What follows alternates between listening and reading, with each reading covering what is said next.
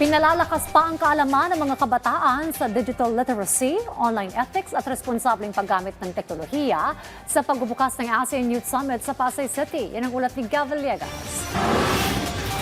Pinangunahan ng Department of Social Welfare and Development at National Youth Commission ang pagbubukas ng ASEAN Youth Summit sa PICC sa Pasay City. Tinatayang 300 kalahok mula sa ASEAN member states ang dumalo, kabilang ang mga youth leader at kinatawan ng iba't ibang sektor. Layo ng 2 araw na summit na palakasin ang kakayahan ng kabataan sa digital literacy, online ethics at responsableng paggamit ng teknolohiya. Ayon kay DSWD Secretary Rex Gatchalian, malaki ang tulong ng teknolohiya sa edukasyon at hanap buhay, pero kasabay nito ang paglaganap ng maling impormasyon at peking social media accounts na ginagamit sa panloloko. Many have fallen victim to these schemes, losing their hard-earned money or sharing personal information with people they believe they could trust. For some, the amount lost may seem small, but for a struggling family, it can mean food on the table, medicine for a sick loved one, or school expenses for a child.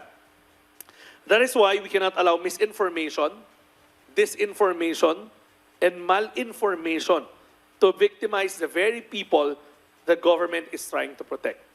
Binigyan din naman ni UNDP Resident Representative to the Philippines Christopher Bawet ang mahalagang papel ng kabataan sa paghubog ng hinaharap ng rehiyon sa gitna ng mga hamon sa modernong teknolohiya. Anya, bagamat naaharap ang kabataan sa mga suliranin tulad ng digital divide, kawalan ng access sa internet at paglaganap ng misinformation at cybercrime, sila rin ang susi sa pagbabago. You are the one to shape a new digital age for ASEAN.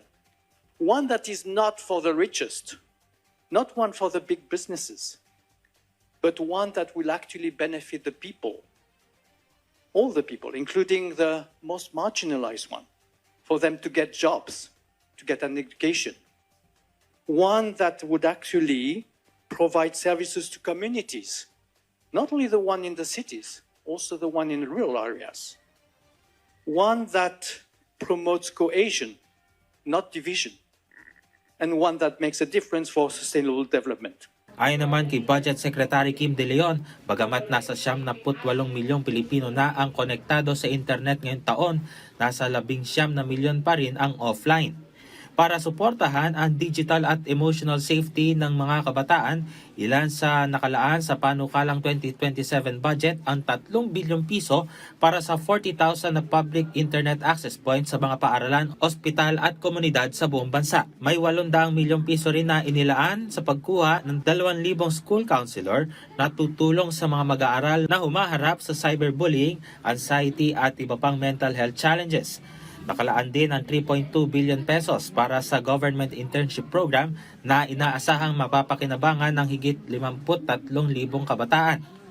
The challenge, therefore, is not simply to build smarter machines, but to build a more inclusive society, one where innovation reaches rural and urban communities alike, and every young person has the chance to learn, create, compete, and succeed.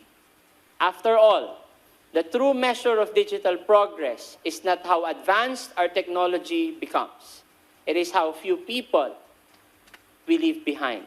Bilang bahagi ng chairship ng ASEAN Socio-Cultural Community, hangad ng DSWD na isulong ang isang maayos na kapaligiran para sa mga kabataan na makapagbahagi at mapalakas ang kanilang mga kakayahan na maging responsable sa paggamit ng artificial intelligence o ang AI, ang new media at makabagong teknolohiya. Gab Humilde Villegas, para sa Bayan.